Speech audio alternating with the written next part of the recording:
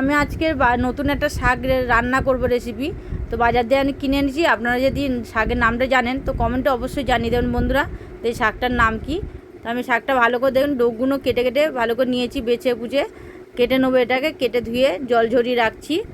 আর কড়াইতে তেল বসিয়ে দিলাম, কড়াইতে তেল দিয়ে দিলাম, দিয়ে দুটো শুকনো লঙ্কা ফোড়ন দেবো। খুব বেশি এটা তেল লাগবে না।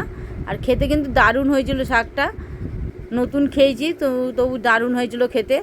তো এবার রসুন ফোড়ন দিয়ে দিলাম, একটু রসুনটা বেশি করে কুচিয়ে দিয়েছিলাম, দিয়ে পেঁয়াজটাও একটু বেশি দিয়েছিলাম এখানে, দিয়ে ভালো করে একটু ভেজে নেবো। পেঁয়াজটা রসুনটা একসঙ্গে ভালো করে ভেজে নেবো। এই শাকটা নতুন একদম কিডনির পক্ষে শুনলাম খুবই ভালো, নাকি ভালো থাকে, এ থাকে, সবই শরীরের পক্ষে খুবই উপকার নাকি এই শাকটা। তো আপনারা যে জানেন তো অবশ্যই বলবেন কমেন্টে যে শাকটার নাম কি। তো এবার আমি এটাকে ভেজে নিচ্ছি, পেঁয়াজটা দিয়ে ভালো করে পেঁয়াজটা ভেজে নিচ্ছি। খুব বেশি পেঁয়াজটা ভাজবো না, হালকা করে একটু ভেজে নেবো পেঁয়াজটা। এইটা তেল বেশিও লাগে না। তো এবার ভাজা হয়ে এসছে, এবার আমি এর মধ্যে শাকটাকে দিয়ে দেবো। তো ধুয়ে রেখেছিলাম যে শাকটা, জল ঝরিয়ে দেখুন। এবার সেই শাকটা এবার দিয়ে দিচ্ছি ওর মধ্যে, পেঁয়াজের মধ্যে দিয়ে দিলাম, দিয়ে দিচ্ছি। দিয়ে এবার এর মধ্যে দিয়ে দেবো একটু নুন সামান্য, ভালো করে নাড়ি চাড়িয়ে নিচ্ছি।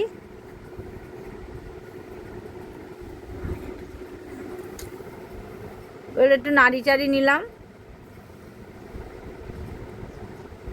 শাকটা খুব বেশি টাইম লাগে না, খুব তাড়াতাড়ি হয়ে যায়, খুব ভালো খেতে হয়ে দেখলাম শাকটা।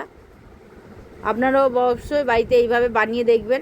তো এটাকে চচ্চড়িও বানাতে পারবেন, আপনার বড়ি দিয়ে বানাতে পারবেন, বড়ি দিয়ে বেগুন টেগুন আলু দিয়ে চচ্চড়িও তো খুব ভালো লাগবে। তো আমি নুন হলুদ দিয়ে দিলাম, দিয়ে ভালো করে আবার একটু ভেজে নিচ্ছি। নিয়ে এবার কম আঁচে ঢাকা দিয়ে একটু রান্না করে নেবো এটাকে, যাতে সিদ্ধ হয়ে যায়।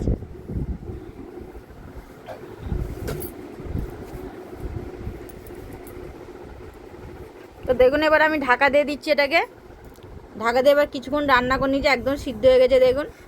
এবার এটাকে নাড়ি চাড়িয়ে আমি এটাকে নামিয়ে নেবো। এটা বেশিক্ষণ টাইম লাগবে না, খুব বেশি সময়ও লাগে না, খেতে কিন্তু গরম গরম ভাতের সময় দারুণ হয়েছিল। তো নতুন নতুন বন্ধু হলে এটা সাবস্ক্রাইব করে বন্ধুরা পাশে থাকবেন। আর রেসিপিটা কেমন হলো অবশ্যই কমেন্টে জানিয়ে দেবেন, লাইক করে দেবেন, এটা শেয়ার করবেন, যাতে আরও নতুন নতুন রেসিপি আরও আপনাদের সঙ্গে শেয়ার করতে পারি। তো দেখুন হয়ে গেছে, আমি নামিয়ে নিয়েছি। ঠিক এইভাবে এটাকে রান্না করে নামিয়ে নেবেন। তো গরম গরম ভাতের সঙ্গে খেয়ে দেবেন বন্ধুরা, দারুণ হয়েছিল খেতে। এখনকার মতন আবার এলাম নতুন ভিডিও আবার ফিরে আসবেন। নমস্কার।